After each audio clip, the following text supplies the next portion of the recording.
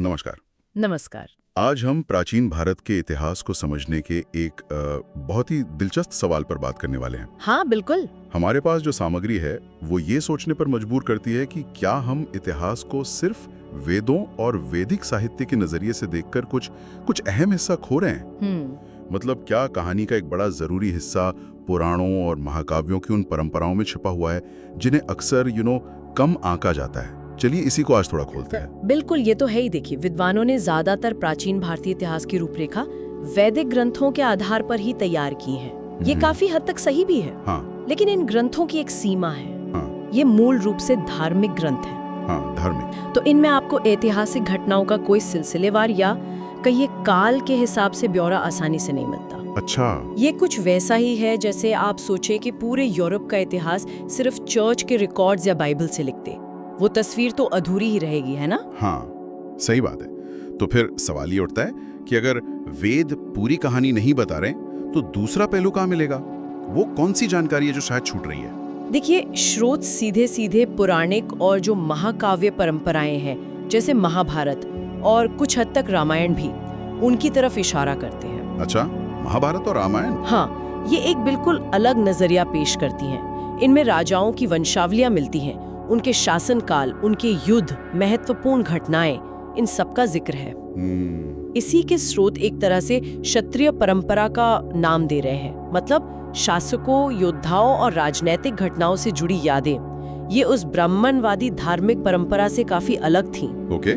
ये उस समय के राजनीतिक और सामाजिक जीवन की एक अलग ही तस्वीर दिखा सकती हैं, जो शासकों और उनके कामों पर ज्यादा केंद्रित है। ये तो वाकई सोचने वाली बात है, क्योंकि यही एक पहेली सी सामने आती है। जो स्रोत हम देख रहे हैं वो बताते हैं कि पुराणों में जिन मशहूर राजाओं का जिक्र है, जैसे मांधाता, हरिश्चंद्र, सगर या फिर दशरथ और राम भी, हाँ, उनका ऋग्वेद जैसे सबसे पुराने वैदिक ग्रंथ में या तो नाम मात्र का उल्लेख है या है ही नहीं। बिल्कुल।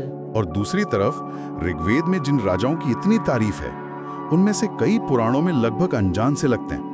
ये इतना बड़ा फर्क क्यों? हाँ, ये विरोधाभास बहुत महत्वपूर्ण है।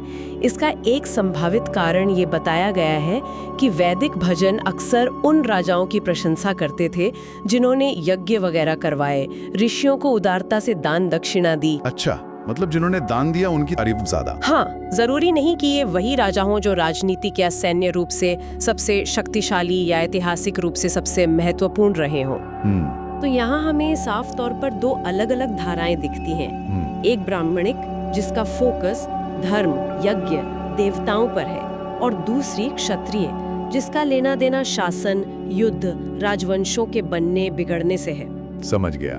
तर्क यही दिया जा रहा है कि अगर हम इस क्षत्रिय परंपरा को नजरअंदाज करते हैं तो हम इतिहास के बहुत जरूरी हिस्से जैसे आर्यों का फैलाव कैसे हुआ, प्राचीन राज्य कैसे बने और बिगड़े, इन सब को समझने से चूक सकते हैं। मतलब राजनीतिक इतिहास का एक बड़ा हिस्सा शायद हम अनदेखा कर रहे हैं। बिल्कुल।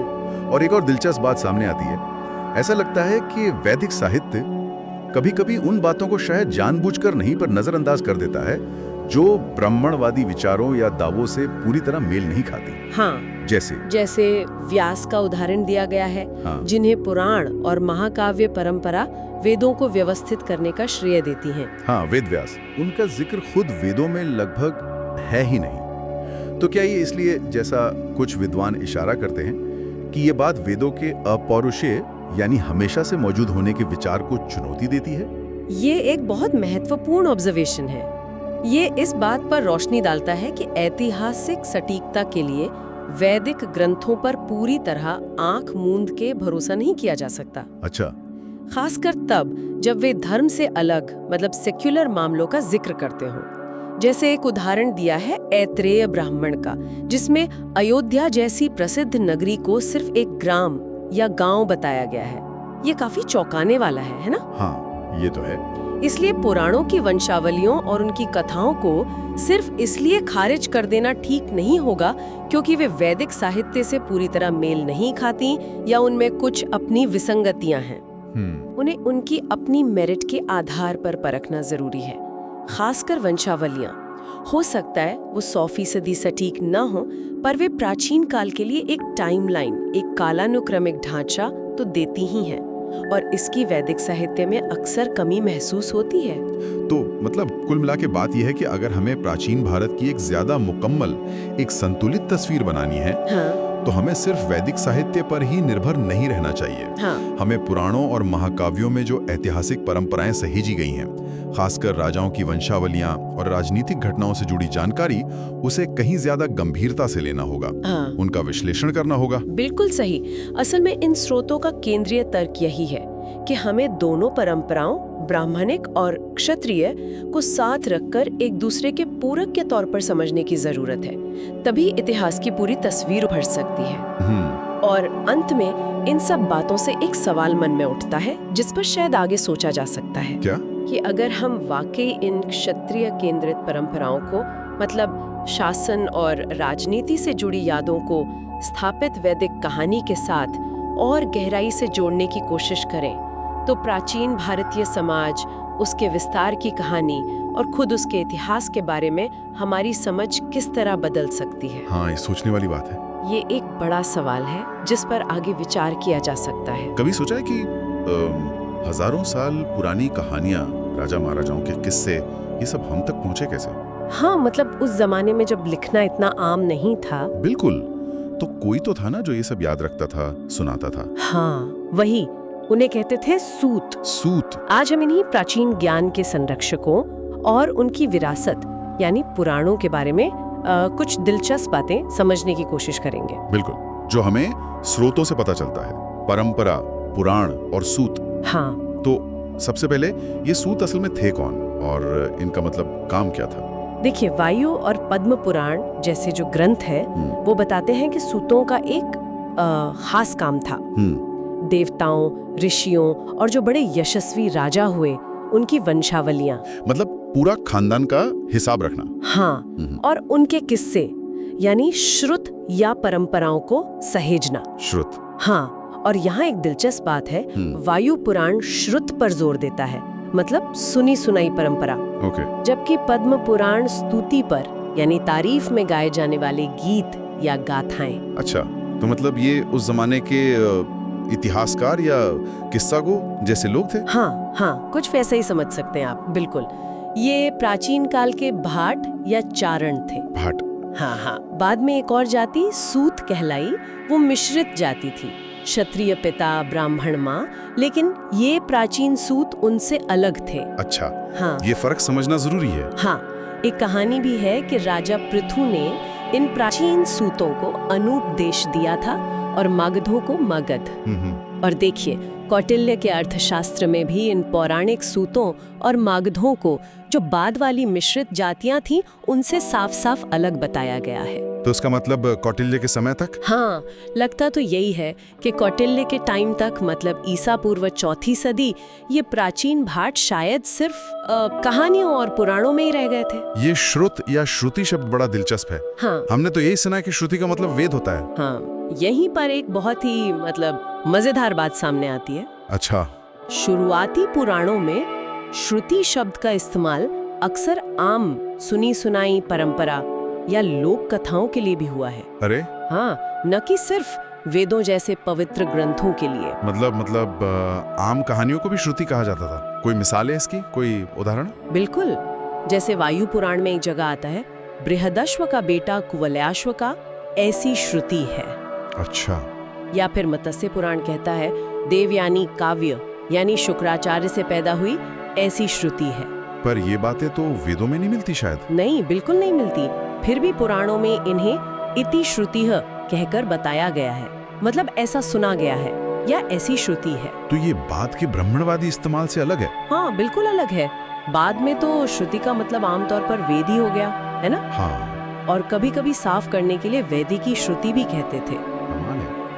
तो फिर ये पुराण जिनमें ये सब लिखा है, ये कैसे बने और इनका महत्व इतना कैसे बढ़ गया? पुराणों के अपने ही अनुसार, जैसे वायु, ब्रह्मांड, विष्णु पुराण बताते हैं कि कृष्ण द्वैपायन व्यास ने पहले वेदों को ठीक से जमाया, व्यवस्थित किया। हाँ, वेद व्यास। हाँ, बिल्कुल। और फिर जो युगों से कथाएं, किस्से, गाथाएं, लोक परंपराएं चली आ रही थीं, उनसे एक मूल पुराण तैयार किया। अच्छा, एक मूल पुराण। हाँ, और ये ज्ञान उन्होंने अपने 5वें शिष्य सूत रोमहर्षण को सिखाया।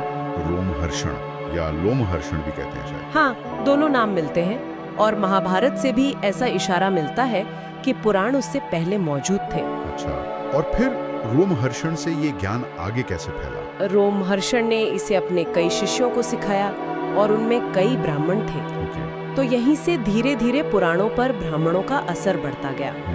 उन्होंने मूल पुराण संहिता के अपने अपने संस्करण भी बनाए, जैसे रोमहर्षणिका, काश्यपिका वगैरह। और फिर समय के साथ पुराणों ने खुद को वेदों के बराबर या कभी-कभी तो उनसे भी ऊंचा बताना शुरू कर दिया। क्या बात कर रही हैं? वेदों से भी ऊंचा?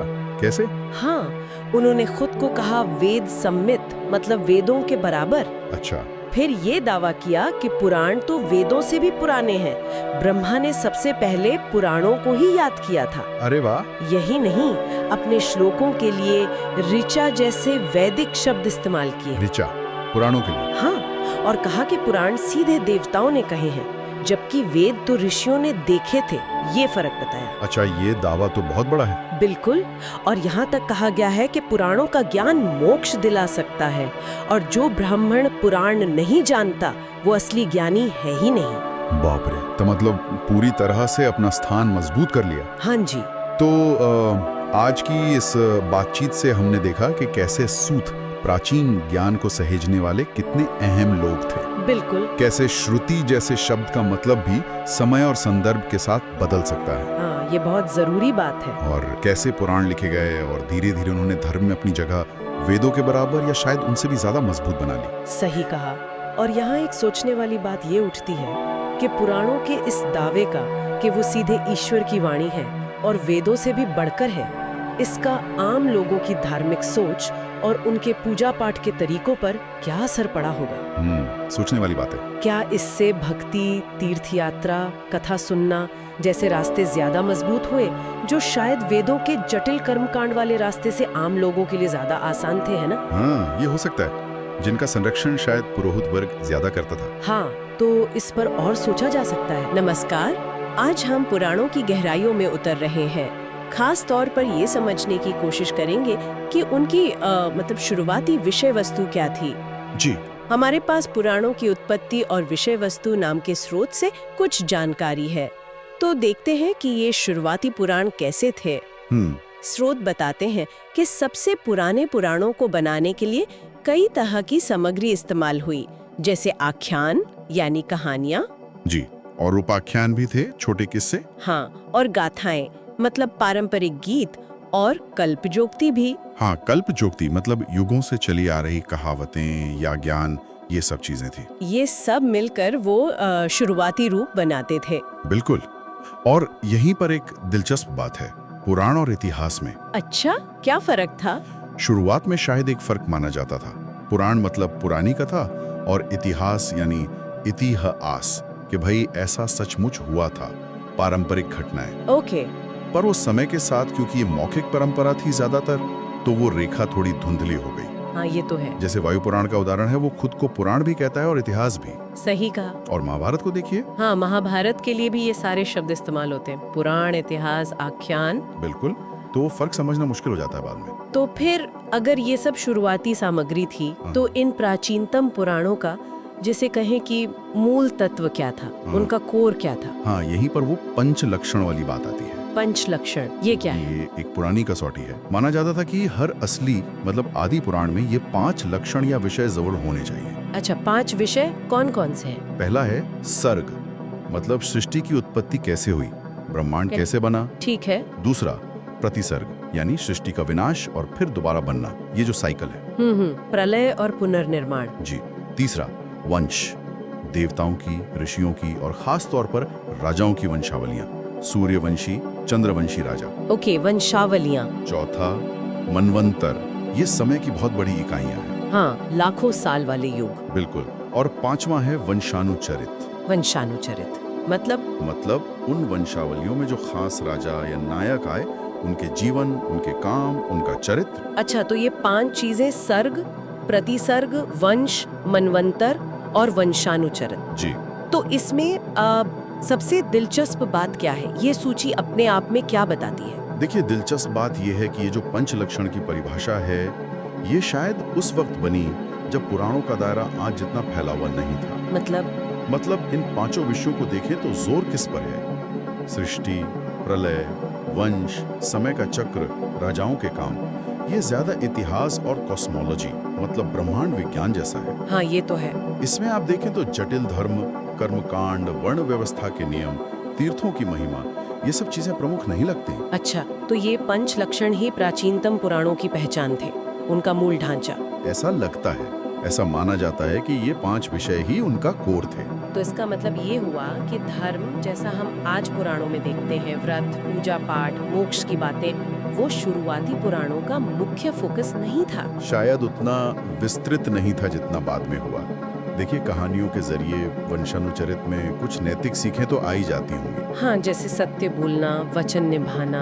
बिल्कुल, लेकिन जैसे बाद के पुराणों में धर्म, अर्थ, काम, मोक्ष की लंबी चौड़ी व्याख्याएं हैं। हाँ। या अलग अलग देवी देवताओं की महिमा का गान है। हाँ। वैसा शायद उस शुरुआती दौर में नहीं था। और मजे की बात है, मत्स्य पुराण और वायु पुराण जैसे ग्रंथ खुद भी ये मानते हैं कि समय के साथ ये विषय जोड़े गए। अच्छा, वो खुद मानते हैं? जी हाँ, उनमें संकेत मिलते हैं कि ब्रह्मा, विष्णु, शिव, सूर्य की महिमा, पुरुषार्थ वगैरह बाद में शामिल हुए हैं। पुराणों का स्वरूप बदला है, विकसित हुआ है।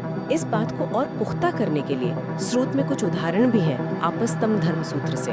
हाँ, वो आताताई वाला उदाहरण। हाँ, कि हमलावर को मारने के बारे में नियम मन्युर एव मन्युम स्पृशति, मतलब क्रोध ही क्रोध को छूता है, या जैसे को तैसा। जी, अब ये कोई बहुत गूढ़ धार्मिक सिद्धांत जैसा नहीं लगता है ना? नहीं, ये तो एक तरह का लोक न्याय या प्रैक्टिकल विजडम जैसा लग रहा है। बिल्कुल, उस समय के सामाजिक नियम या व्यवहारिक ज्ञान को दिखाता है। और दूसरा उदाहरण भविष्यत पुराण से है, पितरों के बारे में। हाँ, कि पितर जो हैं वो आने वाली सृष्टि के बीजार्थ मतलब बीज बनते हैं। ये भी धर्म से ज्यादा कॉस्मोलॉजी और पूर्वजों से जुड़ी मान्यता लगती है। सही कहा, ये सृष्टि के निरंतर चलने वाले चक्र और वंश परंपरा की इम्पोर्टेंस से जुड़ा विचार है। परवर्ती कर्मकांड से ज्यादा ये जीवन चक्र की समझ है। तो ये सब देखकर ऐसा लग रहा है कि पुराणों की अपनी एक अलग स्वतंत्र धारा थी, जो शायद वैदिक साहित्य से थोड़ी अलग चलती थी। हाँ, ये एक महत्वपूर्ण नुक्ता है और यहीं पर वो राजाओं वाली बात भी फिट होती है। कौन सी बात? स्रोत में अंत में जिक्र है कि पुराणों में कुछ राजा बहुत महत्वपूर्ण हैं, जैसे पुरुरवा, मांधाता, सगर, भरत। इनकी कहानियां बहुत डिटेल में है। हाँ, है तो। लेकिन अगर आप वैदिक साहित्य देखें, जैसे ब्राह्मण ग्रंथ, तो उनमें कई दूसरे राजा ज्यादा महत्वपूर्ण माने गए, जिनका जिक्र पुराणों में उतना जोरदार नहीं है। अच्छा, ये अंतर क्यों? ये अंतर शायद इस तरफ इशारा करता है कि पुराणों ने इतिहास और वंशावलियों की एक अलग, शायद ज्यादा लोक प्रचलित पॉपुलर परंपरा को सहेज कर रखा, जो शायद पूरी तरह वैदिक कर्म कांड वाली परंपरा के असर में नहीं थी। हो सकता है ये लोक स्मृति यानी पब्लिक मेमोरी का भंडार हो सकते हैं, जिसमें अलग तरह के नायक और अलग तरह की कहानियां महत्वपूर्ण थी। तो इस पूरी चर्चा को अगर समेटें तो क्या कहेंगे, प्राचीनतम पुराण कैसे थे? सार यही है कि प्राचीनतम पुराण मुख्य रूप से पंच लक्षण पर केंद्रित थे: सृष्टि, प्रलय, वंश, कालगणना और ऐतिहासिक चरित्र। उनका स्वभाव ज्यादा ऐतिहासिक और ब्रह्मांडीय था। और बाद में धीरे धीरे इनमें धर्म, दर्शन, पूजा पद्धति, तीर्थों की महिमा जैसे बहुत सारे विषय जुड़ते चले गए और उनका वो रूप बना जो आज हम ज्यादातर जानते हैं। तो ये एक तरह से परतों वाला मामला है। बिल्कुल, और ये हमें सोचने पर मजबूर करता है। पुराणों की जो मूल सामग्री है, जो ऐतिहासिक वंशावली वाली है, और जो बाद में धार्मिक, खासकर ब्राह्मणवादी तत्व जोड़े गए, हाँ। इनके बीच का जो ये फर्क है, ये एक जिंदा विकसित होती परंपरा को दिखाता है। सवाल ये उठता है कि पुराणों की इन परतों के नीचे लोक मान्यताओं, अलग अलग ऐतिहासिक नजरियों और शायद गैर वैदिक ज्ञान की और कितनी धाराएं छिपी हो सकती हैं। ये सोचने वाली बात है कि जिन्हें हम सिर्फ धार्मिक ग्रंथ मानते हैं, वो शायद हमारी सामूहिक स्मृति के कहीं ज्यादा जटिल दस्तावेज हैं। बिल्कुल, और हम आज उस मूल रूप को कितना समझ पाते हैं, ये भी एक सवाल है। नमस्कार, आज हम पुराणों की प्राचीनता की गहराई में उतर रहे हैं। हमारे पास कई स्रोत हैं, पुराण खुद, बाण भट्ट का हर्षचरित, कुछ शिलालेख, आपस्तंभ धर्मसूत्र, कौटिल्य का अर्थशास्त्र और वैदिक ग्रंथ भी। हाँ, और हमारा मकसद है इन स्रोतों के जरिए ये समझना कि ये पुराण आखिर कब लिखे गए और समय के साथ कैसे बदलते गए। बिल्कुल। और सवाल सीधा सा है, हम कैसे जान सकते हैं कि ये ग्रंथ कितने पुराने हैं? क्या ये सिर्फ कहानियां हैं या इनका कोई ऐतिहासिक महत्व भी है? आज की चर्चा इसी पर है। हाँ, ये पता लगाना ना अपने आप में एक जासूसी काम जैसा है, और पुराणों के मामले में तो ये और भी पेचीदा हो जाता है। तो चलिए सबूतों को देखना शुरू करते हैं। ठीक है, शुरुआत करते हैं बाण भट्ट के हर्षचरित से। ये करीब 7वीं सदी ईस्वी का है ना? और इसमें वायु पुराण का जिक्र साफ साफ मिलता है। हाँ, बिल्कुल। ये तो एक पक्की, मतलब एक तरह की भारी तारीख देता है कि कम से कम वायु पुराण तब तक तो मौजूद था ही। और शायद स्कंद पुराण भी। मैंने सुना है नेपाल में कोई पांडुलिपि मिली है। सही, लगभग उसी दौर की स्कंद पुराण की पांडुलिपि भी मिली है। लेकिन इससे भी ज्यादा दिलचस्प हैं कुछ पुराने शिलालेख। शिलालेख? कौन से? वो भूमि अनुदान वाले शिलालेख जो 5वीं सदी ईस्वी या शायद उससे भी पहले के हैं। उनमें कुछ श्लोक मिलते हैं जो आज हमें सिर्फ पद्म, भविष्य और ब्रह्म पुराणों में मिलते हैं। अच्छा, पर मैंने ये भी सुना है कि उन शिलालेखों में कभी-कभी गलती से स्रोत महाभारत लिख दिया जाता है। हाँ, और ये बात बहुत मजेदार है। ये गलती ही एक्चुअली बहुत कुछ बताती है। वो कैसे? देखिए, एक तो ये दिखाता है कि महाभारत उस जमाने में कितना ज्यादा पॉपुलर और मान्य ग्रंथ था।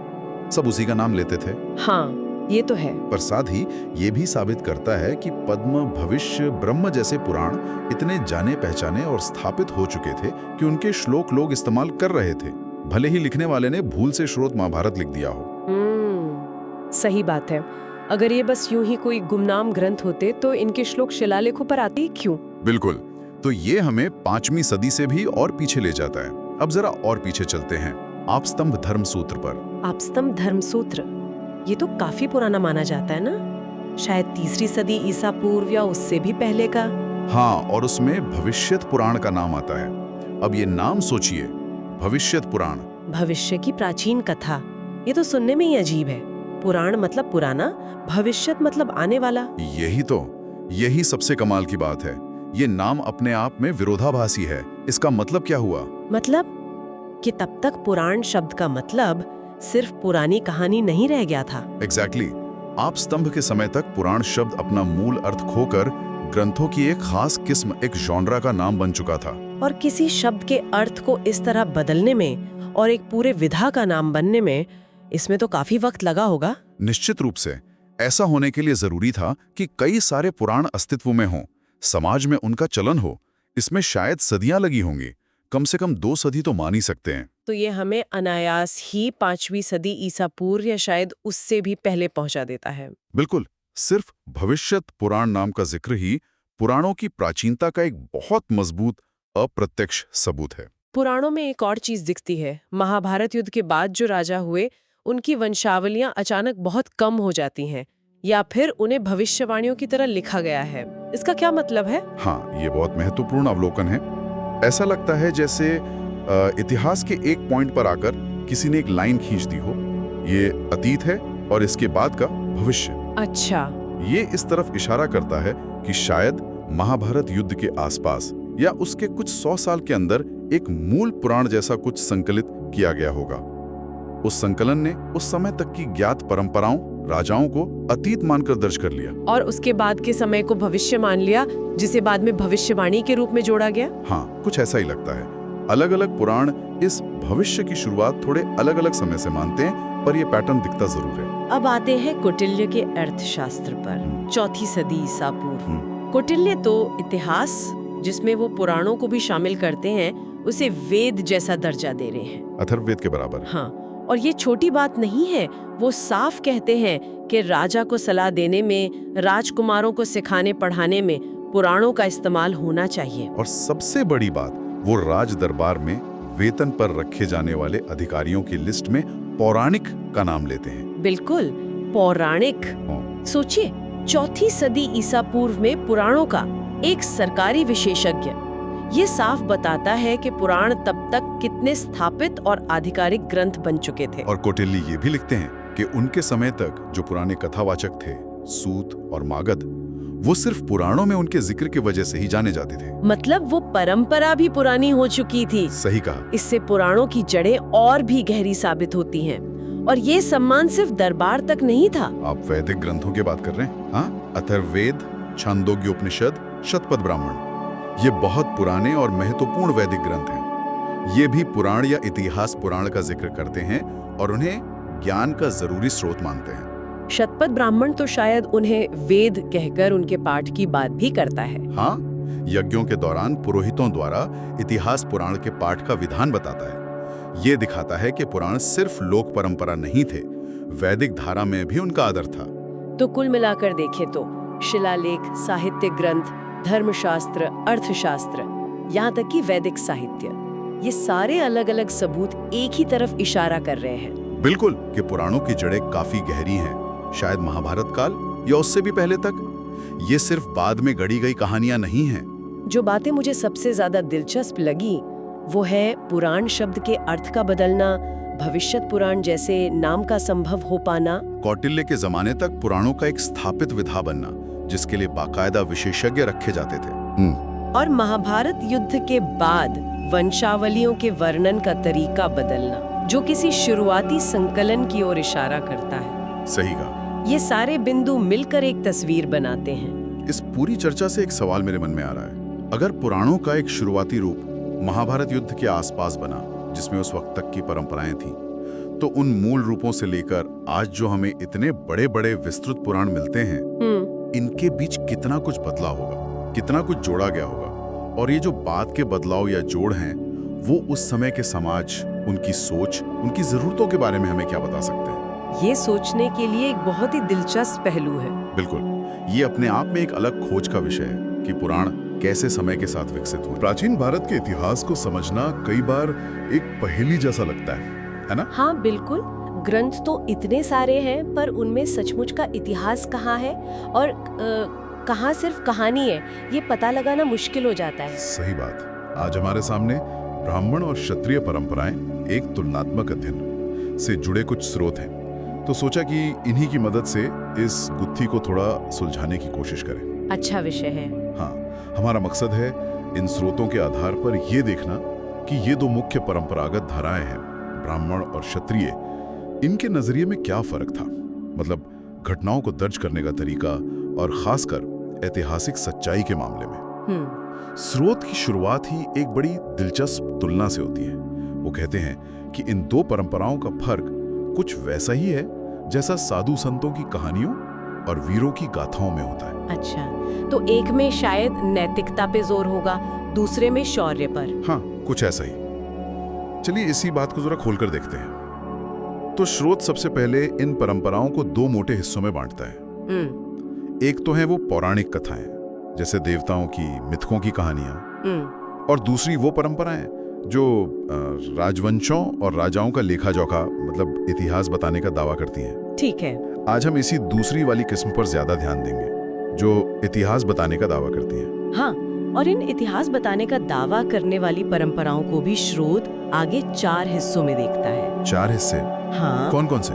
पहला है ब्राह्मणवादी नजरिया, दूसरा क्षत्रिय नजरिया, तीसरा एक मिला जुला या कह सकते हैं बीच का रास्ता, और चौथा कुछ ऐसी कहानियां जो सिर्फ नामों का मतलब समझाने के लिए गढ़ी गईं। अच्छा, तो ये जो पहली है ब्राह्मणवादी परंपरा, हाँ, इसकी खासियत क्या बताई गई है? स्रोत के मुताबिक इसमें घटनाओं को ब्राह्मण नजरिए से देखा जाता है। जोर रहता है ब्राह्मणों की महिमा पर, उनकी पवित्रता, समाज में उनका ऊंचा स्थान, इस सब पर। और अक्सर नैतिकता का पाठ पढ़ाने के लिए चमत्कारी, यहाँ तक कि असंभव सी लगने वाली घटनाओं का सहारा लिया जाता है। अच्छा, जैसे कोई उदाहरण है? हाँ, जैसे स्रोत त्रिशंकु की कहानी के ब्राह्मणवादी रूप का जिक्र करता है, उसे वो अविश्वसनीय और बेतुका बताता है। राजाओं का जिक्र तो आता है, पर ब्राह्मण पात्र हमेशा ज्यादा महत्वपूर्ण दिखाए जाते हैं। समझ गया। तो फिर क्षत्रिय परंपरा इसके उलट होगी? बिल्कुल, क्षत्रिय परंपरा में हमें क्षत्रियों का नजरिया मिलता है। यहाँ जोर राजाओं पर है, शूरवीरों पर, उनके बड़े कामों पर। मतलब एक्शन ज्यादा? हाँ, कह सकते हैं। क्षत्रियों के अपने नियम कायदे, उनका शौर्य, ये सब झलकता है। ऋषि मुनियों का जिक्र तभी आता है जब उनका राजाओं से कोई लेना देना रहा हो। अच्छा। पर ब्राह्मणों का वैसा गुणगान नहीं होता जैसा ब्राह्मणवादी कथाओं में है। अगर चमत्कार हैं भी तो वो अक्सर बढ़ा चढ़ाकर कही गई बातें लगती हैं, जिनका मकसद कोई उपदेश देना नहीं होता। और स्रोत ये भी कहता है कि क्षत्रियों की वंशावलियां ज्यादातर क्षत्रिय मूल की ही हैं। और उनमें ऐतिहासिक तारतम्यता, मतलब एक तरह की कंसिस्टेंसी मिलने की संभावना ज्यादा है। जैसे वो त्रिशंकु वाली कहानी का क्षत्रिय रूप कैसा है? हाँ, स्रोत कहता है कि त्रिशंकु कथा का क्षत्रिय संस्करण कहीं ज्यादा सीधा और स्वाभाविक लगता है। उसमें वो ब्राह्मणवादी वाला अतिशयोक्ति या असंभव बातें नहीं है। अच्छा, तो इसका मतलब ये हुआ कि जिसे हम प्राचीन भारतीय परंपरा कह देते हैं वो असल में एक चीज नहीं है, कम से कम दो अलग अलग नजरिए तो साफ दिख रहे हैं। बिल्कुल, और यही नजरिया तय करता है कि कहानी कैसे सुनाई जा रही है। और यहीं पर स्रोत एक और दिलचस्प बात सामने लाता है, जिसे वो ऐतिहासिक बोध की कमी कहता है। ऐतिहासिक बोध की कमी मतलब घटनाओं को उनके सही समय और क्रम में रखने की समझ का अभाव खासकर ब्राह्मणवादी परंपरा में ज्यादा दिखता है, ऐसा स्रोत का मानना है। और इस कमी से फिर गड़बड़ियां हुई होंगी। हाँ, कई तरह के घालमेल हुए हैं। जैसे स्रोत बताता है कि अलग अलग समय के कई राजाओं का नाम जनक था। हाँ, सुना है। लेकिन बाद की कथाओं ने उन सबको एक ही व्यक्ति मान लिया। अब इससे पूरी टाइमलाइन ही गड़बड़ा जाती है। बिल्कुल। इसी तरह अलग अलग विश्वामित्र हुए या दो अलग अलग शुक ऋषि थे, उनको भी एक ही समझ लिया गया। कालक्रम की समस्याएं पैदा हुई। सिर्फ व्यक्तियों को ही मिलाया या किरदारों को भी? किरदारों को भी।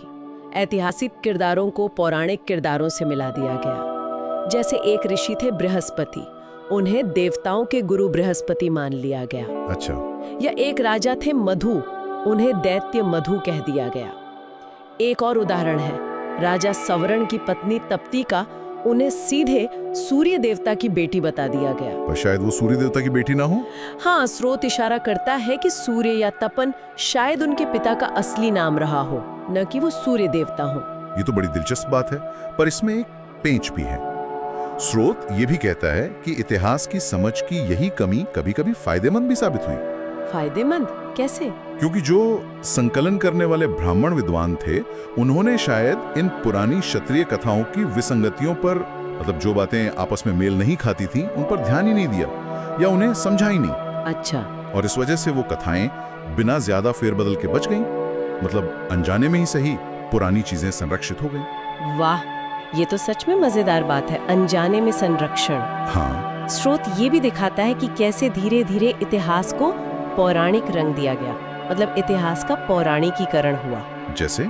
जैसे भार्गव ऋषि उर्व से जुड़ी शायद कोई सच्ची घटना रही हो, लेकिन वो बढ़ते बढ़ते एक पूरी दुनिया को भस्म कर देने वाली और अग्नि की मिथ की कथा बन गई। और इसका उल्टा भी हुआ, पौराणिक कथाओं को इतिहास बना दिया गया।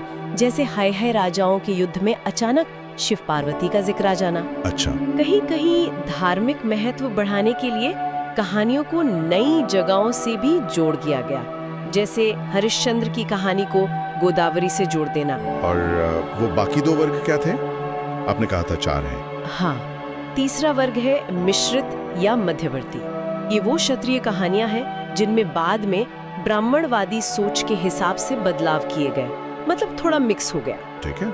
और चौथा वर्ग है नामों की व्याख्या करने वाली कहानी। ये अक्सर सिर्फ समझाने के लिए गढ़ी गई लगती हैं, ऐतिहासिक कम। जैसे राजा इक्ष्वाकु का नाम। हाँ। कहा गया कि वो मनु के छींकने क्षु से पैदा हुए, इसलिए इक्ष्वाकु। या सीता का नाम हल्की नोक, जिसे सीता कहते हैं, उससे जोड़ दिया गया, जबकि सीता शायद उस जमाने का काम नाम रहा हो। हाँ, संभव है। ये कहानियां शायद बाद में नाम का अर्थ समझाने के लिए बनी। तो कुल मिलाकर इन स्रोतों से जो मुख्य बात निकलती है वो ये है कि प्राचीन भारतीय परंपरा को एक ही तरह से नहीं देखना चाहिए। बिल्कुल, उसे एकसार या मोनोलिथिक नहीं मानना चाहिए। हाँ, ये जो ब्राह्मणवादी धारा है, जो ज्यादा उपदेश देती है और शायद ऐतिहासिक रूप से कम सटीक है, और दूसरी तरफ एक क्षत्रिय धारा जो वंश और कर्मों पर ज्यादा ध्यान देती है और जिसमें ऐतिहासिकता की संभावना ज्यादा है, इन दोनों के फर्क को समझना बहुत जरूरी है। सही कहा।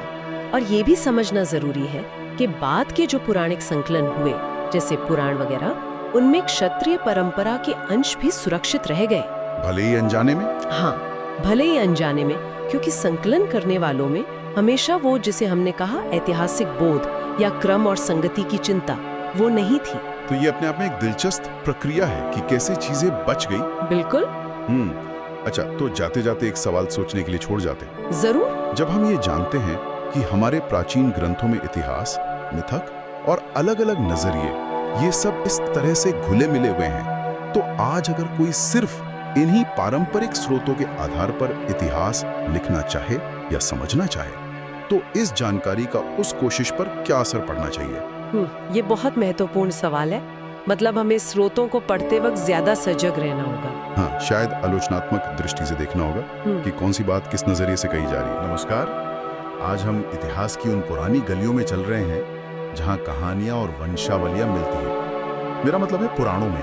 हाँ। हमारे पास पुराणों के वंशावली पाठ नाम की किताब के कुछ हिस्से हैं और इनके जरिए हम ये समझने की कोशिश करेंगे कि ये प्राचीन सूचियां हमें क्या बताती हैं और इनमें छुपे राज कैसे खोलें।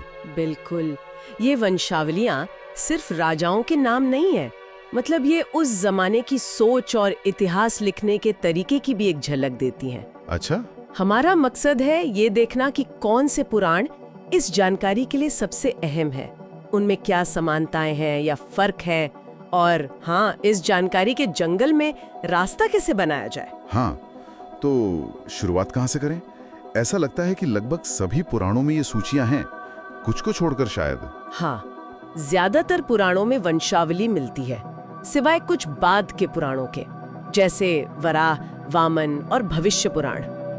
लेकिन अगर हमें सबसे पुराने और कह सकते हैं सबसे भरोसेमंद स्रोत देखने हो, तो वो है वायु और ब्रह्मांड पुराण। वायु और ब्रह्मांड, ठीक है। और कमाल की बात यह है कि इनके पाठ इतने मिलते जुलते हैं कि लगता है ये एक ही मूल स्रोत के दो रूप हैं। विद्वान इसे वायु संस्करण कहते हैं। अच्छा, वायु संस्करण। हाँ, और यही पारंपरिक इतिहास का आधार माने जाते हैं। तो ये हुए हमारे मुख्य गवाह, लेकिन मैंने सुना इनमें भी कुछ दिक्कतें हैं। हाँ, पूरी तरह परफेक्ट नहीं है। जैसे ब्रह्मांड पुराण के कुछ हिस्से अब मिलते नहीं हैं। और वायु में भी लिखते लिखते कुछ गलतियां आ गई हैं। यहीं पर कहानी थोड़ी और उलझती है ब्रह्म पुराण और हरिवंश के साथ। वो कैसे? क्या वो इनसे अलग है? वो भी इसी वायु संस्करण पर आधारित लगते हैं, लेकिन जैसे किसी फिल्म का रीमेक होता है ना, जिसमें कुछ चीजें बदल दी जाती हैं। हाँ। ऐसी ये हरिवंश संस्करण है।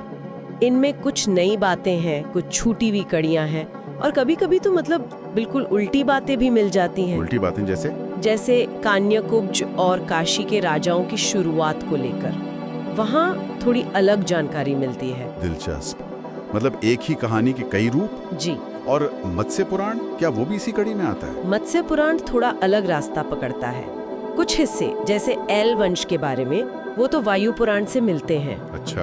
पर इक्ष्वाकु वंश जैसी कुछ दूसरी वंशावलियां काफी अलग हैं, तो इसे एक जरूरी और काफी हद तक स्वतंत्र स्रोत माना जाता है। स्वतंत्र स्रोत, जी, ठीक है। और अच्छी बात यह है कि पद्म पुराण का एक हिस्सा बिल्कुल मत्स्य जैसा है।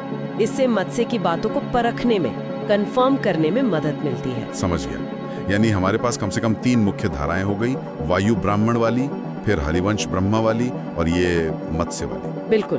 फिर विष्णु पुराण का भी जिक्र आता है, जो सुना है गद्य में है। हाँ, विष्णु पुराण बाद की रचना है, करीब 5वीं सदी ईस्वी की। ये पुराने श्लोकों को दोहराने के बजाय कहानी की तरह, मतलब गद्य में वंशावली बताता है। ये वायु और हरिवंश दोनों से जानकारी लेता है, पर इसमें अपनी व्याख्याएं और कथाएं भी जोड़ता है, जिनमें कभी कभी कह सकते हैं ब्राह्मणवादी नजरिए का असर दिखता है। ब्राह्मणवादी नजरिए का असर, इसका क्या मतलब हुआ? मतलब कहानियों को किसी खास तरह से बदला गया? इसका मतलब है कि कुछ कथाओं को शायद उस समय के सामाजिक या धार्मिक रिवाजों, खासकर ब्राह्मण वर्ण के दृष्टिकोण से थोड़ा ढाला गया हो सकता है। बस इसीलिए विष्णु पुराण को पढ़ते हुए ये ध्यान रखना पड़ता है। समझ गया। और बाकी पुराण जैसे गरुड़, अग्नि, भागवत, क्या वो भी जरूरी हैं इस मामले में? वो और भी बाद के हैं। जैसे भागवत पुराण तो 9वीं सदी के आसपास का है। ये अक्सर पुराने पुराणों का सार या समरी देते हैं, अपनी कुछ गलतियों और विशेषताओं के साथ। तो मुख्य स्रोत नहीं है? मुख्य स्रोत तो नहीं, पर हाँ, तुलना करने के लिए काम आ सकते हैं। भागवत पुराण इस मायने में खास है कि वो कभी-कभी ऐसी परंपराओं का जिक्र करता है जो शायद मुख्य ब्राह्मणवादी धारा से थोड़ी अलग थी। अच्छा, और महाभारत, रामायण? उनमें भी तो वंशावलियां हैं ना? हाँ है, पर महाभारत की वंशावलियां पुराणों से थोड़ी अलग है और शायद उतनी पुरानी नहीं मानी जाती। और रामायण? रामायण की वंशावली, खासकर इक्ष्वाकु वंश की, वो पुराणों से काफी अलग है और जो स्रोत हम देख रहे हैं उसके लेखक इसे ऐतिहासिक रूप से ज्यादा सटीक नहीं मानते। उनका कहना है कि इस पर ब्राह्मणवादी सोच का ज्यादा असर है।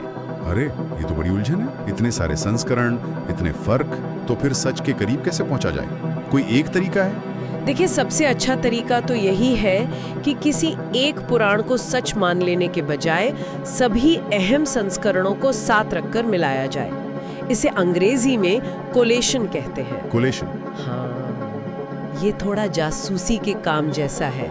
अलग अलग गवाहों की बातों को मिलाकर देखना कि कहाँ कहानी मिलती है, कहाँ विरोधाभास है और कहाँ शायद किसी ने बाद में कुछ जोड़ा या बदला है। क्या इसका कोई ठोस उदाहरण है जिससे ये तरीका समझ आए? बिल्कुल।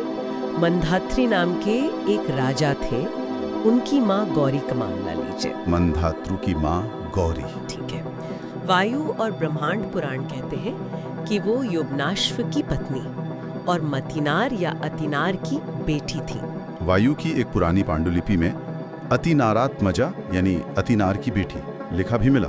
अच्छा। जो बाद में शायद किसी लिखने वाले की गलती से अत्यंत धार्मिकाम यानी बहुत धार्मिक बन गया।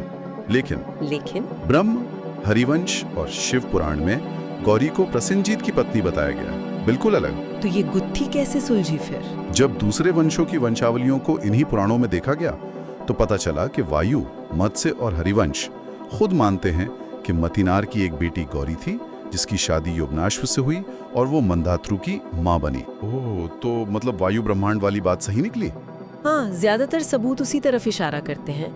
बाद के पुराणों ने शायद कहानी इसलिए बदली क्योंकि मंधातृ के जन्म की एक अजीब कथा है कि वो अपने पिता के पेट से पैदा हुए थे, तो शायद उन्हें लगा कि ऐसे में माँ कैसे हो सकती है। अच्छा। तो ये दिखाता है कि सिर्फ शब्दों पर नहीं बल्कि पूरे संदर्भ और थोड़ी सूझबूझ से काम लेना पड़ता है। तो कुल मिलाकर पुराणों की वंशावलियां एक जटिल पहेली की तरह हैं। वायु, ब्रह्मांड, मत्स्य और हरिवंश जैसे पुराने संस्करण इसके सबसे अहम टुकड़े हैं। लेकिन पूरी तस्वीर बनाने के लिए सारे टुकड़ों को ध्यान से देखना और मिलाना जरूरी है। हाँ। बाद के पुराण और महाकाव्य भी कुछ मदद कर सकते हैं, पर उनकी अपनी सीमाएं हैं, अपने पूर्वाग्रह हैं। वाकई ये सिर्फ नामों की लिस्ट नहीं बल्कि इतिहास को समझने का एक गतिशील तरीका है। और शायद सोचने वाली बात यह है जो श्रोताओं के लिए भी हो सकती है। जब हम इन पुरानी सूचियों, उनकी कहानियों और उनके विरोधाभासों को देखते हैं तो क्या हम सिर्फ राजाओं के बारे में जान रहे हैं या उस जमाने के लोगों के विश्वासों, उनके समाज और दुनिया को देखने के उनके नजरिए के बारे में भी बहुत कुछ सीख रहे हैं? नमस्कार, आज हम प्राचीन भारतीय इतिहास की गहराइयों में उतर रहे हैं। खासतौर पर जो पौराणिक राजवंशों की वंशावलियां हैं उन पर एक नजर डालेंगे। हमारे पास पौराणिक वंशावलियों का सामान्य सर्वेक्षण नाम के स्रोत से कुछ जानकारी है और हम समझने की कोशिश करेंगे कि ये प्राचीन वंश, मतलब सूर्यवंश और चंद्रवंश, ये कैसे बने थे, इनकी संरचना क्या थी। नमस्कार। बिल्कुल, और ये एक बहुत ही दिलचस्प विषय है। इन सभी वंशों की शुरुआत, जैसा कि पौराणिक ग्रंथों में हमें मिलता है, वो मनु व वस्वत से मानी जाती है। वही है, आप कह सकती हैं, इन सभी राजवंशों के मूल पुरुष। अच्छा, तो मनु वैवस्वत से कहानी शुरू होती है। सुना है उनके 9 पुत्र थे और एक पुत्री इला थी। या शायद कोई कथा ऐसी भी है कि वो पुत्र थे जो स्त्री बन गए। हाँ, इसमें थोड़ा मतभेद मिलता है कथाओं में। पुत्री इला या पुत्र इल जो बाद में इला बने, पर हाँ, उनके कई पुत्र थे जिनमें सबसे अहम शायद इक्ष्वाकु हुए। उन्होंने ही अयोध्या में सूर्यवंश की नींव डाली थी। इक्ष्वाकु, अयोध्या वाला सूर्यवंश, ठीक है। और इनके भी फिर वंशज हुए, जैसे कोई अयोध्या की मुख्य शाखा। हाँ, इक्ष्वाकु के 2 मुख्य पुत्र माने जाते हैं, विकुक्षी, शशाद जो अयोध्या की मुख्य गद्दी पर बैठे, और दूसरे थे निमि जिनसे विदेह यानी मिथिला का राजवंश चला। अच्छा, तो ये तो सूर्यवंश की बात हुई। मनु के और भी पुत्र थे, जैसे नभनदेष्ट, शर्यती। जी, नभनदिष्ट से वैशाली का वंश चला, शर्याती से आनर्त मतलब गुजरात का क्षेत्र, और नभग से राथीतर वंश की स्थापना हुई। ये अलग अलग शाखाएं फैली। और वो जो पुत्री थी इला, या जो परिवर्तित पुत्र थे, उनसे कौन सा वंश चला? उनसे शुरू हुआ एल वंश, इसी को हम चंद्रवंश भी कहते हैं। इला के पुत्र हुए पुरुरवा एल, इनका केंद्र था प्रतिष्ठान, जो आजकल के प्रयागराज के पास माना जाता है। ये चंद्रवंश की कह सकते हैं मुख्य धारा थी। पुरुरवा एल, प्रतिष्ठान, ठीक है। इनके बाद इनके भी कई बेटे हुए होंगे। हाँ, पुरुरवा के कई पुत्रों में 2 मुख्य थे, आयु और अमावसु। आयु ने प्रतिष्ठान में मुख्य वंश को आगे बढ़ाया, जबकि अमावसु से कान्यकुब्ज यानी कन्नौज का राजवंश चला। ओके, तो चंद्रवंश भी आगे बन रहा है। आयु और अमावसु। आयु के वंश में आगे कौन महत्वपूर्ण हुए? आयु के भी कई पुत्र हुए, जिनमें नहुष काफी प्रसिद्ध हैं। शत्रुवृद्ध भी थे, जिनसे काशी यानी बनारस का राजवंश शुरू हुआ। रंभ, रज्जी, अनेनस ये भी नाम आते हैं, पर मुख्य गद्दी नहुष ने संभाली, प्रतिष्ठान की। नहुष, और नहुष के बाद फिर ययाति का नाम आता है ना, वो बहुत महत्वपूर्ण माने जाते हैं। बिल्कुल, नहुष के 2 महत्वपूर्ण पुत्र थे, यति और ययाति। यति तो खैर वो तो मुनि बन गए, राजपाट उन्होंने छोड़ दिया, तो राजा बने ययाति। और ययाति की कहानी चंद्रवंश के विस्तार के लिए बहुत अहम है। हाँ, उनकी 2 पत्नियों का जिक्र आता है, देवयानी और शर्मिष्ठा। वसु और शर्मिष्ठा से द्रुह्यु, अनु और पुरु, ये 5 पुत्र हुए। और इन्हीं 5 से वो 5 प्रसिद्ध राजवंश निकले जिनका हम बार बार जिक्र सुनते हैं। जी हाँ, बिल्कुल। ययाति ने अपना राज्य इन 5 पुत्रों में बांट दिया था। तो यदु से यादव वंश चला, तुर्वसु से तुर्वसु वंश, द्रुह्यु से द्रुह्यु वंश, अनु से आनव वंश और पुरु से पौरव वंश। ये 5 बड़ी शाखाएं चंद्रवंश से निकली। बाप रे, तो एक मुख्य चंद्रवंश से इतनी सारी शाखाएं निकली। यादव वंश भी आगे बढ़ा था शायद। हाय हाय शाखा। हाँ, यदु के पौत्र थे हाय हाय, उनके नाम पर एक बड़ी शाखा हाय हाय वंश कहलाई। मुख्य यादव शाखा अलग चलती रही। इसी तरह अनु के वंशज मतलब आनव, वो भी आगे चल के 2 हिस्सों में बटे। एक उशीनर, जिन्होंने पंजाब के इलाके में राज्य किए, और दूसरे तितिक्षु, जिनसे पूर्वी बिहार का राजवंश चला। और पौरवों ने तो मध्य देश में कई राज्य स्थापित किए। ये तो काफी विस्तृत फैलाव है।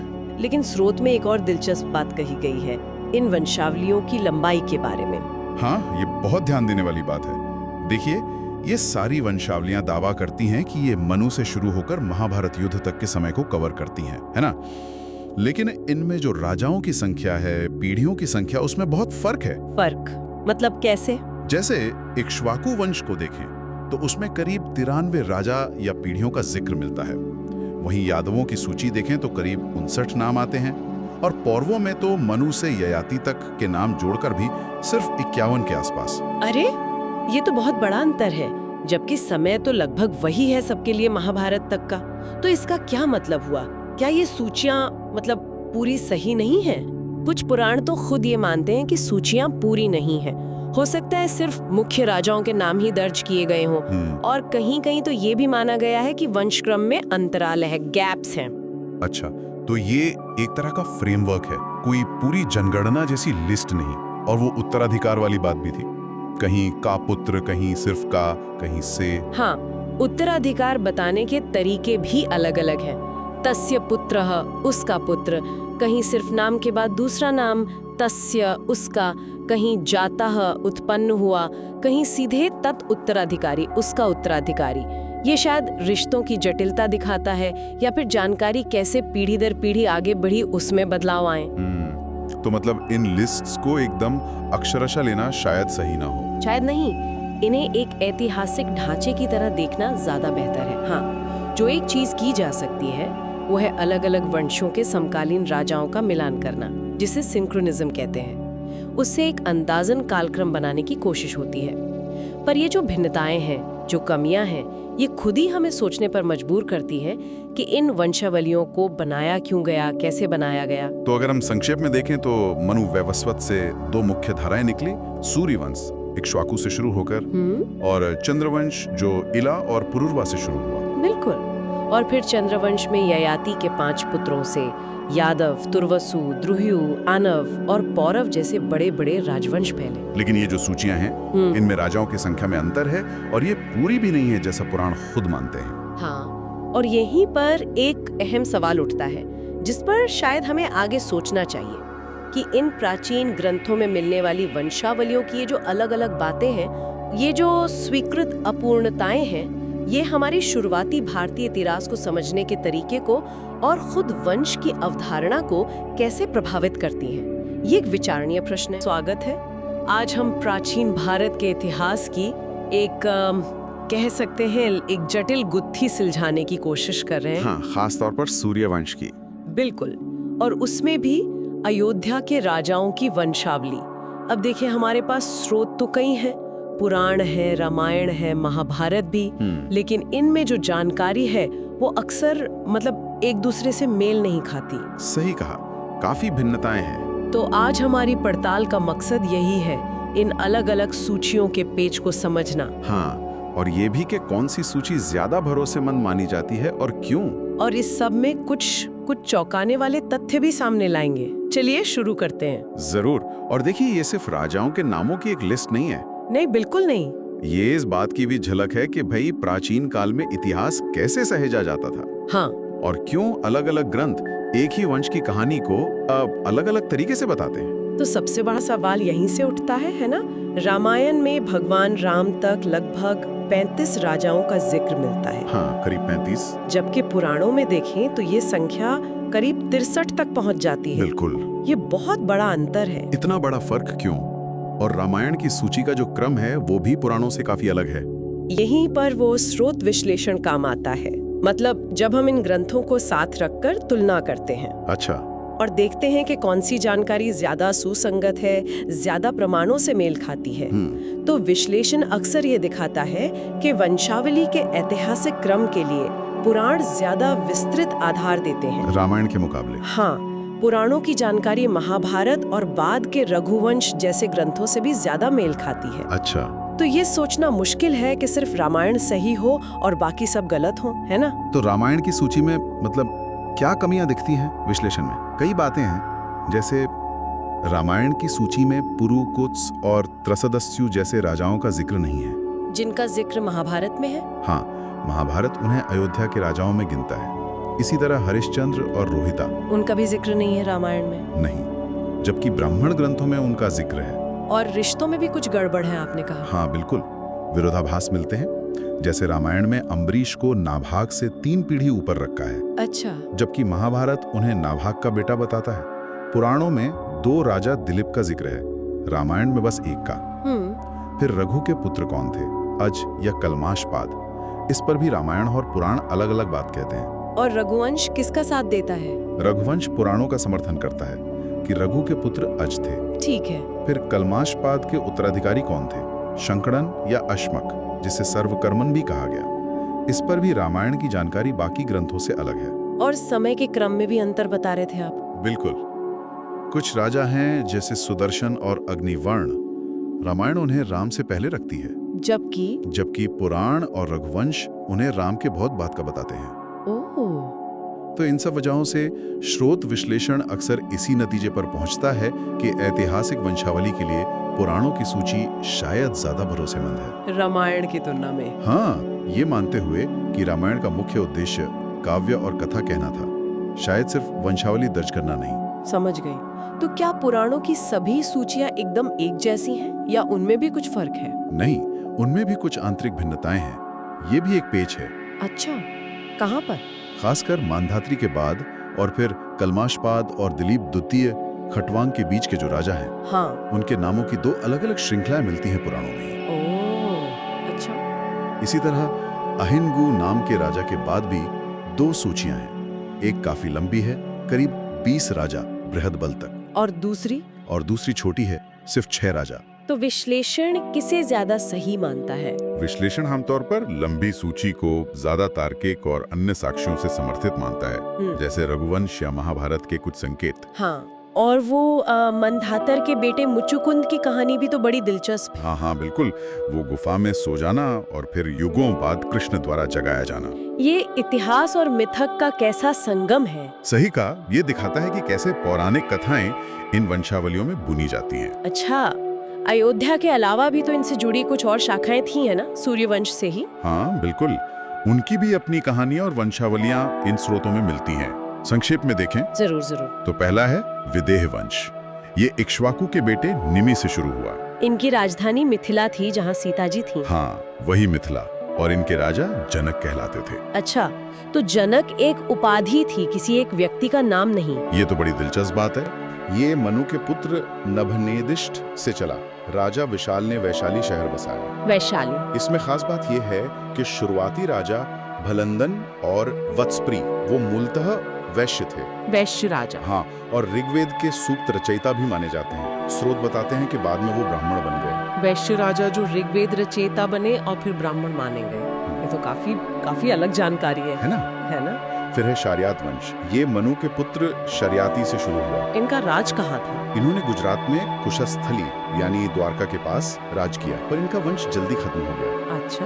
वो राजा रैवत की कहानी है ना, ब्रह्मलोक यात्रा और युगों बाद लौटने की। हाँ, सुनी है। शायद वो दो अलग राजाओं के वृत्तांतों का मिश्रण हो सकता है। हो सकता है। और आखिर में संक्षेप में नाभाग वंश। मनु के पुत्र नाभाग से। इनके वंशज राथीतर क्षत्रिय ब्राह्मण कहलाए। क्षत्रिय ब्राह्मण यानी योद्धा ब्राह्मण। हाँ, इनका राज्य कहाँ था ये ज्यादा स्पष्ट नहीं है। तो इस सारी जानकारी का निचोड़ क्या निकाले?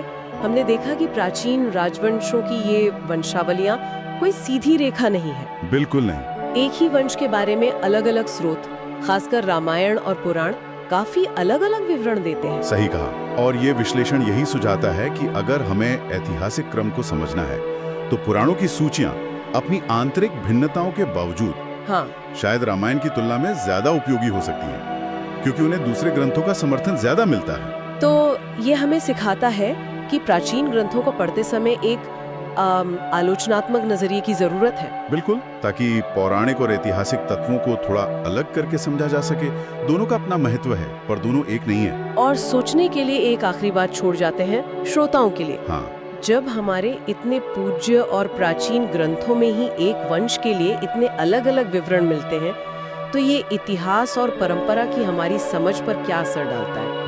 गहरा सवाल है। वंशावलियों में ये लचीलापन, ये पौराणिक मिश्रण हमें अतीत को याद रखने और सुनाने के तरीकों के बारे में क्या सिखाता है? सोचने वाली बात है। नमस्कार, आज हम प्राचीन भारत के इतिहास की कुछ कह सकते हैं उलझी हुई गलियों में उतर रहे हैं, खास तौर पर एल या जो चंद्र वंश है उसकी वंशावलियों पर। हमारे पास कुछ ऐतिहासिक ग्रंथ हैं, पुराण हैं और उन पर आधारित कुछ विश्लेषण भी। तो आज कोशिश ये है कि इन थोड़ी जटिल जानकारियों से सबसे जरूरी और दिलचस्प बातें निकालें, ताकि एक साफ तस्वीर बन सके। तो चलिए शुरू करते हैं। इन पुरानी सूचियों को देखते ही एक चीज तो साफ है, इनमें काफी पेच है। कहीं नाम मेल नहीं खाते तो कहीं कहानियां आपस में टकराती सी लगती है। सही कहा आपने, और यही बात इन्हें दिलचस्प भी बनाती है ना। ये ग्रंथ सिर्फ राजाओं की लिस्ट नहीं है, ये भी बताते हैं कि अलग अलग टाइम पर लोग अपने वंश को कैसे देखते थे, मतलब क्यों अलग अलग दावे सामने आते थे। तो जब हम इन फर्क को देखते हैं तो उस जमाने की सोच और इतिहास लिखने के तरीकों के बारे में काफी कुछ पता चलता है। हाँ, ये बात तो है। अच्छा, एक उदाहरण से समझते हैं, जैसे कान्यकुब्ज राजवंश।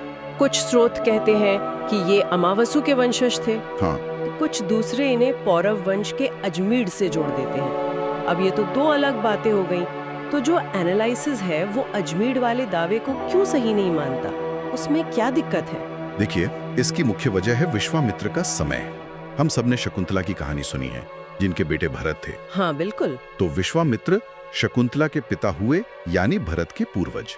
अब अगर हम विश्वामित्र के एक पूर्वज जनहू को अजमीर का बेटा मान लें, और अजमीर खुद राजा भरत के कई पीढ़ी बाद आए थे,